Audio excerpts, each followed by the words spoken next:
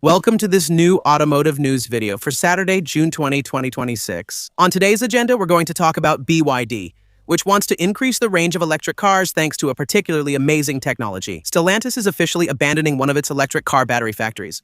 Renault is considering its shift toward the defense industry, with several rather surprising announcements. The European Union is introducing a new standard that will change car production. I hope my topics this Saturday interest you, and as always, I'm counting on your support. Feel free to support my channel for free by leaving a like on this video, subscribing for the next ones, boosting this one if the option appears for you, and of course also by leaving a comment where you share your opinion on today's news. Just before that, by the way, I'm adding another car news story that I found quite amusing and rather funny. Remember, a few weeks ago, Ferrari unveiled its first fully electric car, the Luzi. This car sparked a lot of debate because of its design and its price. We're talking about a car that costs over 550,000 euros, which on paper offers technical features similar to those of a Chinese electric car costing 50,000 euros. This car was heavily criticized, and the day after its announcement, Ferrari boasted that despite all the controversy surrounding this model, they had managed to sell a large portion of the future units available for pre-order. The media outlet Bloomberg revealed that several longtime Ferrari collectors were forced by Ferrari to order this new 100% electric Ferrari in order to remain among Ferrari's privileged customers, allowing them to keep this exclusive status and continue to be able to buy the rarest new Ferraris. Indeed, at Ferrari, you should know that the highest-end, most exclusive models are reserved for sale to customers the brand trusts, and to customers who have already purchased several Ferraris and several specific models, which now includes the Luce. So, as you understand, Ferrari's major clients, even those who are not at all interested in this 100% electric model, will be forced to buy it in order to be able to purchase the brand's future exclusive combustion models. The fear of not having enough range, of not being able to travel enough kilometers on a single charge, remains one of the main obstacles to the adoption of electric cars. All electric car brands know this. BYD knows it perfectly well, and that's why they're working on a new technology that would allow them to increase the range of their electric cars using your smartphone.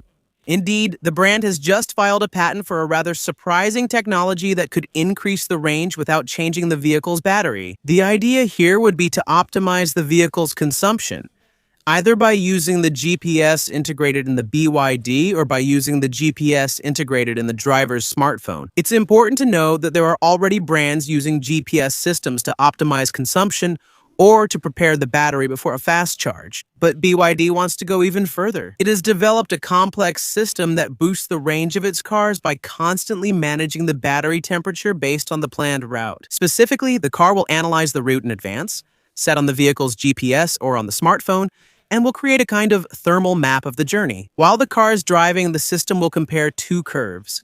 The first is the actual temperature of the battery, and the second is the ideal temperature based on the upcoming route. If a steep climb is approaching, or a significant acceleration phase, or a sudden change in temperature, the car can anticipate it and prepare the battery in advance. As a result, it avoids last-minute heating or cooling phases, which are particularly energy-consuming. The goal is to reduce unnecessary losses, boost vehicle efficiency, and possibly add a few more kilometers of range. This wouldn't be the only benefit of this technology, since BYD believes that it could also improve the battery's performance in the long term and extend its lifespan. Important information: BYD is preparing this technology for its future vehicles and would not be able to deploy it remotely on existing vehicles. It was mainly designed for future generations of semi-solid batteries or future sodium batteries, which have been developed by the brand to last for more kilometers.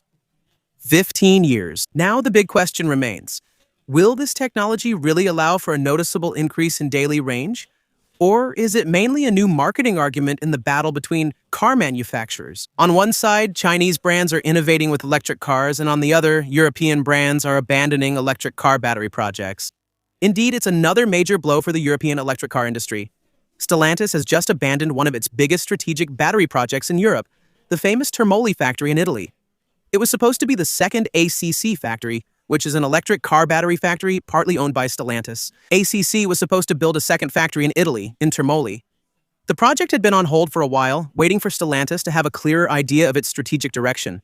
Well, now they have a clearer vision, and they've simply officially abandoned the project. So first of all, it's a hard blow for Italy, because 2.3 billion euros were supposed to be invested there. But it's also a real setback for the rest of the European automotive industry, because with only one factory in the north of France, which isn't even running at full capacity, you have to wonder how ASC, which is currently the European leader in batteries, this gives you an idea of the scale of the problem. You have to wonder how, with only one factory, we're going to stand up to Chinese competition. In any case, Stellantis was very clear about the two reasons why the project was completely abandoned. The first reason is that this factory was supposed to produce NMC batteries, which were supposed to be the battery technology of the future. But in the meantime, the market has changed a lot, and now most manufacturers no longer buy NMC batteries. They're switching to large LFP batteries, so there's no point for Stellantis to produce large NMC batteries if no one is buying them. And the second reason is energy costs. A large factory like that consumes a lot of electricity. And in Italy, with a rate of 20 cents per kilowatt hour, it would simply be too expensive for Stellantis to produce its batteries there.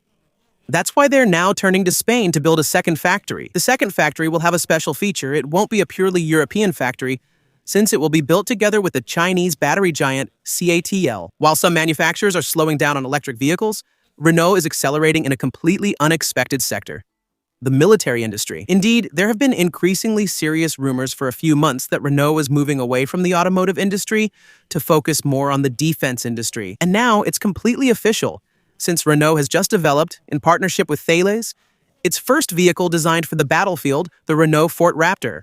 Basically, it's a Renault Rafale hybrid with four-wheel drive, which was designed to be a mobile command post for the army. Inside, Renault has equipped it with a whole range of military technologies, such as tools for remotely piloting drones, secure communication tools, and even decision support tools based on artificial intelligence. Renault benefits because producing it is cheap. They just modify their existing Rafale civilian vehicle slightly and then sell it to the French government at a premium. Renault also explained to him that it was entirely possible to do exactly the same thing with pretty much all the other existing models at Renault, hoping that these vehicles go through the reliability process, just so they don't end up unable to restart on the battlefield because of an overheated battery, which would be a real shame. In any case, that's not the only new thing Renault announced, since they also said they would be producing kamikaze drones.